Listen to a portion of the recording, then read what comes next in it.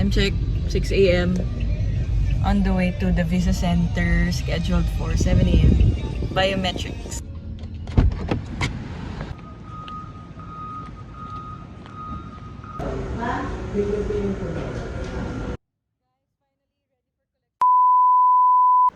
Hey guys, so I'm back with another video about a visa application, and for this video I'll be talking about how I applied for a Canadian visa, the process, the requirements, and all the fees that I paid and I experienced. So let's get head into it. So disclaimer, I am not a travel agent nor I am affiliated with any travel agency. This is purely based on my experience applying for the visa. So first one, I want to talk about the requirements. So first on the list, you should have a valid passport. It should be valid within 6 months. You know, for every application of any visa, you have to have your valid passport. I always make sure that its validity is more than 6 months, so walang magkakaaberya sa timeline man of my application and my travel date. So a valid passport is a must, of course, when applying for this visa. Second are the forms. The forms that I was asked to accomplish are IMM 5257. This serves as the main application form for yourself or the applicant.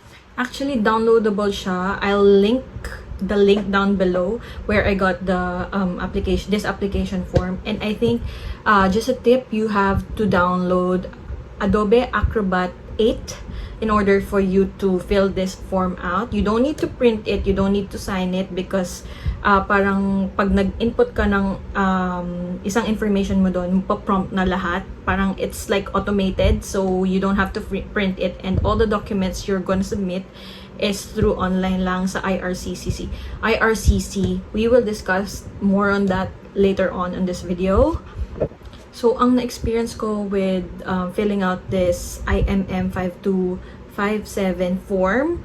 So, just a tip guys on downloading this IMM 5257 form, because in my opinion, this was the part that I find most difficult in applying for this visa, because at first nagtry ako na mag-download and it just prompted a please wait sign. So multiple times ako nagtry na mag-download on different browsers, i.e. Google Chrome and Firefox and Brave browser, but it still gives me the same dialog box, please wait. So I researched and I came upon a blog which is very helpful. I'll link it down below, and then it said there that I should download Adobe Acrobat 8. And then when I downloaded the form, it still prompted please wait, but then when I checked it on my downloads folder, the details are already there. So download it anyway. If you have the Adobe Acrobat 8, download it anyway, and then when you check it on your downloads folder, it should be there already. So it was just one tip that already solved this difficult part of the visa application about the forms. Next form that you have to fill out is the form IMM 5654E. This is a form for your family background, and this is needed for the background check that they will be doing when you already submitted your biometrics, because it's the next step after the biometrics, but we'll talk about it more later on this video. So same process lang. If you're having a hard time na mag-fill out ulit ng form, make sure you have the Adobe Acrobat 8, and then just download it anyway. If it still says please wait, just check it on your downloads folder. Now, for the forms that I mentioned, hindi mo na kailangan i-print yun, and hindi mo na rin kailangan i-digitally sign, kasi at the end of the process of your requirements, you will be asked for an electronic signature by the IRCC website. So, hindi mo na kailangan i-print because you will submit these forms online on their platform. Next on the list is a passport size photo, 35 by 45 mm ang kanyang dapat sukat. And then pumunta lang ako sa Tronics, paid 60 pesos, and then within an hour they already gave me this passport size photo. White background dapat, and kailangan kita yung tenga. For other specific specs that the Canadian Embassy are requiring, I'll link it down below so you will be guided accordingly. Now, the next set of documents that I'll be mentioning are the proof of purpose of travel. So basically, ito lang yung mga hinihingi ni embassy. Naka-release daw naman yan dun sa IRCC website. So number 1 that I submitted is the itinerary. So basically it just lists all the things that I will do, day-to-day activity ko sa Canada. Second is the refundable, cancelable hotel booking.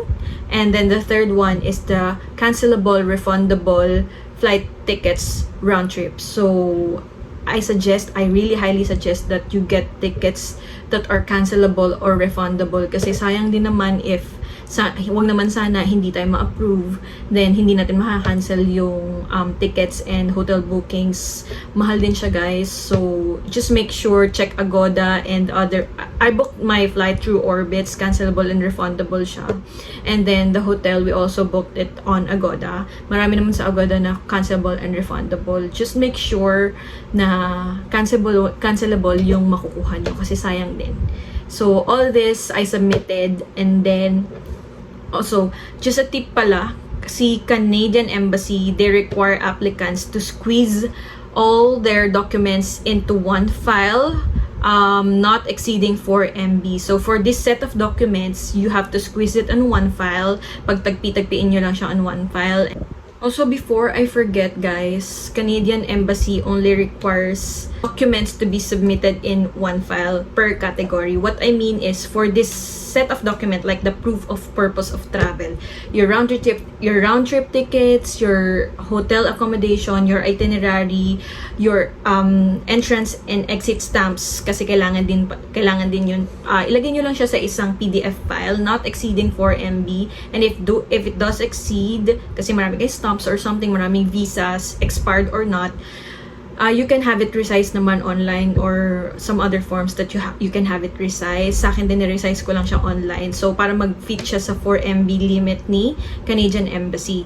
So, for the next set naman of documents, like your financial support, i-compile nyo rin siya with your, with just one PDF file, not exceeding 4 MB. Kasi hindi siya i-accept ni IRCC website if it exceeds 4 MB. It will tell you naman if it does exceed. Next document that is still part of the proof of purpose of travel, so isama nyo siya dun sa PDF na yon, is the travel history. So all stamps that you have, exit and entry stamps, iscan nyo yon, isama nyo siya dun sa proof of purpose of travel, especially the visas that you have, expired man yan or hindi, isama nyo siya doon sa proof of purpose of travel nyo, kasi kailangan yan, magbabackground check si Canadian Embassy for that purposes. And the more that you can scan and generate and include on that proof of purpose of travel, I'd say the more chances of you getting approved, but not a guaranteed one. So this is just based on my experience, kasi lahat talaga, even in my old passport, in-scan ko, and then sinama ko lang siya dun sa proof of purpose of travel ko. But travel history is a big factor when applying for a visa. Now we're going to another set of document, which is proof of means of financial support. So this is another PDF file not exceeding 4 MB. So I submitted my bank certificates for all the accounts that I have, and 6-month statement of each of those bank accounts. So medyo marami to, and I have to resize. Although I read lots of blogs that it only requires 4 months, I still gave 6 months just to be sure enough. Nag-submit rin ako ng Certificate of Employment and my most recent ITR, which is 2022, and proof of assets or land titles. If wala namang proof of assets or land titles, okay lang din naman na walang ipasa. If you're a student, you must submit a proof of payment of your tuition fees and accommodation fees. If you're someone who is going to be sponsored, or your expenses will be guaranteed by someone, you'll have to submit a letter of invitation and a proof or a letter that someone is paying for your expenses in Canada, or an institution or something is providing you money for your expenses in Canada. So just a quick background on the papers that I submitted for this set of documents. I submitted my bank certificates, my 6-month worth of bank statement for each account that I owned, my certificate of employment, my most recent ITR, and my land titles or my proof of assets. So that's it, guys. Those are the papers that I submitted for this Canadian visa application. Now for the fees, I paid 100 Canadian dollars for the visa fees. MasterCard, Visa, and Amex are accepted online. And for the biometric fees, I paid 85 Canadian dollars. Also, MasterCard, Visa, and Amex are also accepted online. So in total, I spent 185 Canadian dollars for the visa fees and biometrics fees. So now that we've tackled the requirements for the Canadian visa application, let's talk about the process on how you can submit your application online. So number one, you have to create a GC key. So what is a GC key? It's basically an account which lets you securely access the online services of the government of Canada, specifically the government agency that will be handling your application. So with me, I was connected to VFS in Makati, so that's where I submitted my biometrics, my passport, and that's where also I retrieved my passport. So meron sila sa Cebu and Manila, and having said that it's VFS, you also have to create profile with VFS. Make sure it's VFS for Canadian visa application. Kasi si VFS kasi malawak siya. Meron siyang hinahawakan for France, for Schengen area, Canada. Actually, yung Schengen and Canada area, yung France visa, nasa isang building lang sila. So just make sure it's for Canada. This GC key account is an essential part of this visa application kasi dito nyo matatrack yung status or updates or any updates about your visa application. So I'll link the website of the IRCC where you can sign up for the GC key, and if you have any questions about the creation of your profile, please feel free to comment down below and I'll try to answer as much as I know. And also, you will be asked for a security question. Make sure na yung pipiliin nyo na security questions ay tandang-tandaan nyo or very memorable about your self. Kasi whenever you log in, it does not directly let you log in. You'll have to answer the security question multiple times. And so, I think pinag-provide ako ng 3 security questions. So, I suggest you just input security questions that are relatively easy but not so easy that someone can just log in into your account. So, just be guided on that. So, after the creation of your GC key, pwede na kayo mag-upload ng documents nyo on your account. So, nandito yung picture kung ano itsura nung website pag mag-upload na kayo ng documents. So, technically, meron lang siyang sa gilid ng name ng document, and then sa tabi nun, merong upload file button. So, kapag mag-upload na kayo, click nyo lang yung upload file, and then i-upload nyo yung document na yun. Like, for example, the number 1 na hinihingi dito is the IMM 5257,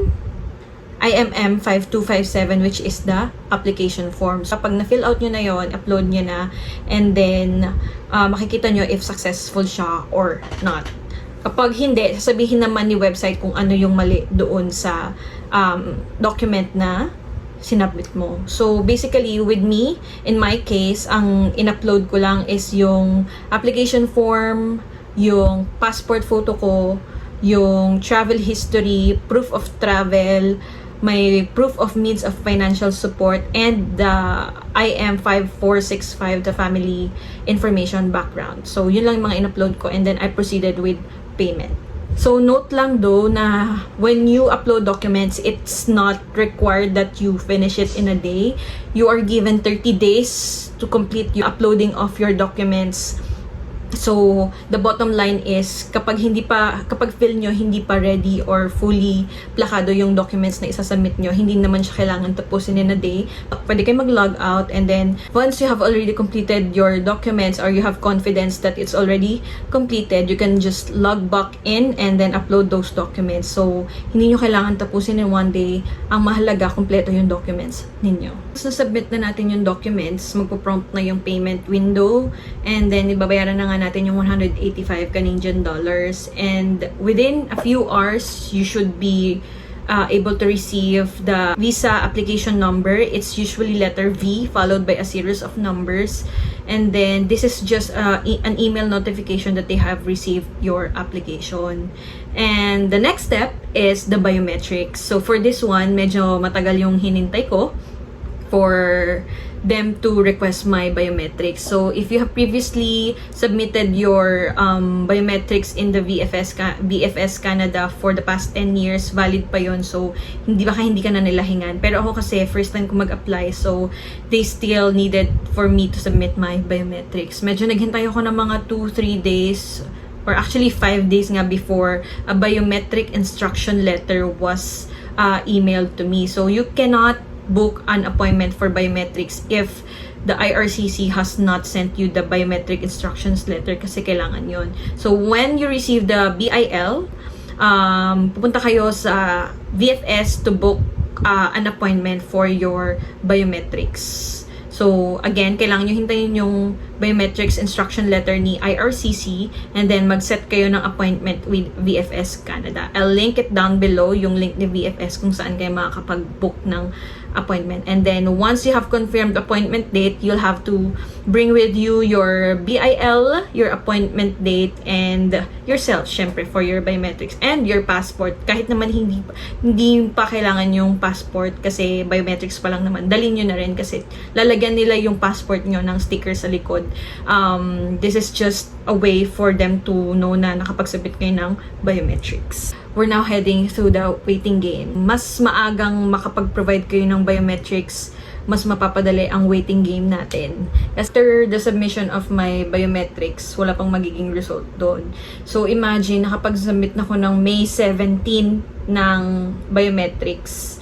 So normally after that, dalawa lang yan. Magpa-passport request na sila, ibig sabihin, granted yung visa mo, and number 2, hindi nila i-request yung passport mo, which means you're refused.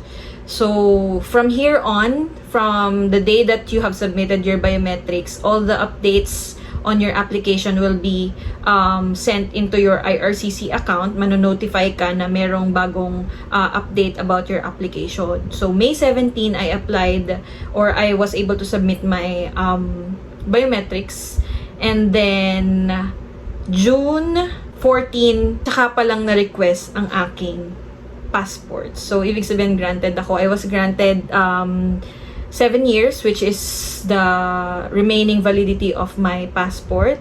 So, I read din na usually they give you validity as long as the remaining years of your passport. So with me, 7 years pa yung validity ng passport ko. So ang binigay nila sa akin ay 7 years. Pero imagine guys, May 17, tapos na akong mag-biometrics. I have an upcoming trip and hindi ko alam kung i-request ba yung passport ko within those dates that I'm out of the country.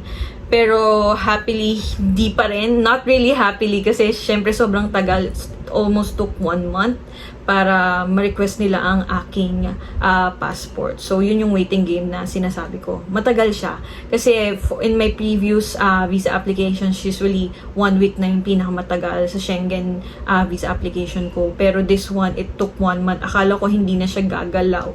So, yun, meron ding group na naka-help sa akin sa Facebook. I'll link it down below.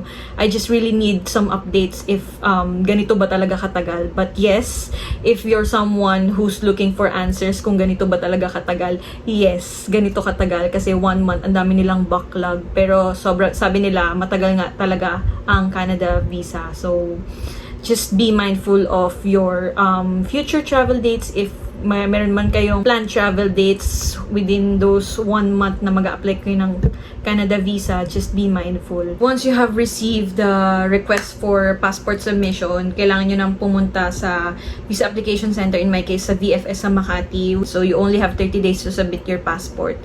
And then, pag pumunta kayo doon, tip ko lang is huwag na kayo magdala ng malalaking bag kasi hindi sila nag-a-allow ng bag sa loob. So, kung may bag man kayo, meron silang locker fee doon, 105 pesos for just a bit of a time. Sasubmit nyo lang yung passport. It didn't take me as much as 30 minutes sa loob.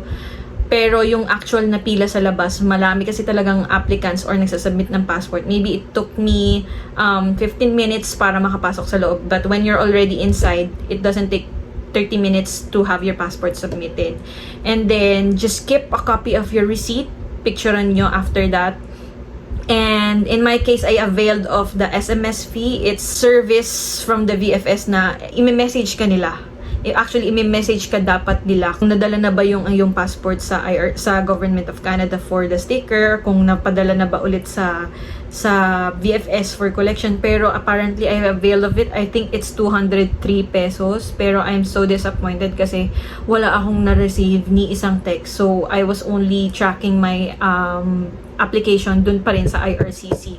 So, after 4 days, meron na silang update na pwede ko nang makuha yung aking passport. Pero yung SMS na in-avail ko, wala talagang nag-text. So, I suggest na wag nyo nang kunin yun. Kasi sayang din, 203 pesos din yun. Kasi from my previous visa application with VFS, I always avail of the SMS. Kasi nga, nakagte-text sila. Pero this time, hindi sila nag-text sa akin. So, maybe I'm not gonna avail that if I have the means of tracking my application naman online. So, after that, pwede nyo nang kunin yung passport nyo sa VFS 1 p.m. to 4 p.m. Dumating ako doon mga 1:03. Ang haba na ng pila. Ang haba na ng pila sa collection. Yun, minsan talaga sa pila lang tumatagal. Pero pag nandun ka naman na sa loob, smooth na yung process kasi very maayos naman.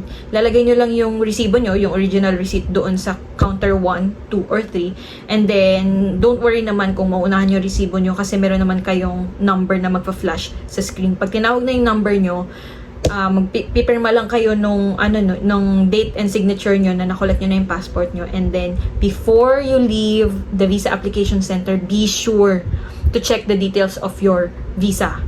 Kasi pag lumabas kayo, hindi na nila fault yon na may mali doon sa visa details nyo. So, kailangan punitin nyo yung, or buksan nyo yung passport nyo doon mismo sa visa application center. Kung may mali man, ibalik nyo agad sa kanila. Wag kayong lalabas ng visa application center na hindi nyo na-check ang inyong visa details. Also, hindi pwede ang phones sa loob. Ang ginagawa nila, Kuya Guard, pinapa-turn off na lang if ayaw iwan sa locker. Pero with me, iniwan ko na sa locker para wala ng problema. So, makinig na lang kayo kay Kuya Guard. Ginagawa niya lang yung trabaho niya pag sinabing hindi pwedeng mag cellphone sa loob as much as how important that call or that text is. Wag na lang muna as much as possible kasi merong iba na napalabas and then they have to line up again para lang makapasok. The biometrics appointment, my appointment time is 7 a.m. I was there ng mga 6:45. Pero sobrang haba na ng pila. So, I suggest you come early. Also din sa pag-collect and pag-submit ng passport, I was there 15 to 30 minutes before my appointment time. So, kahit na maaga kayo, expect nyo na may pila na agad. Especially nung pagkuha ng passport ko, 1 p.m. to 4 p.m. kasi ang pagkuha ng passport. Hindi ko in-expect na ganun kahaba yung pila. Parang 2 pila na siyang snake. Kasi tinatapos pa rin yung mga applicants na nagsasubmit ng biometrics and nagsasubmit ng mga passport before yung applicants na magko-collect na ng passport. So, just give this visa application patience and as much time as it needs. We've reached the end of the video and I hope it's been helpful, and I upload videos about travels and lifestyles and places that I've been through on my TikTok account. I will link it down below and I hope you can subscribe and let's follow each other. And if you do like this video, please give it a thumbs up and follow me for more visa application process in the future. So, bye guys!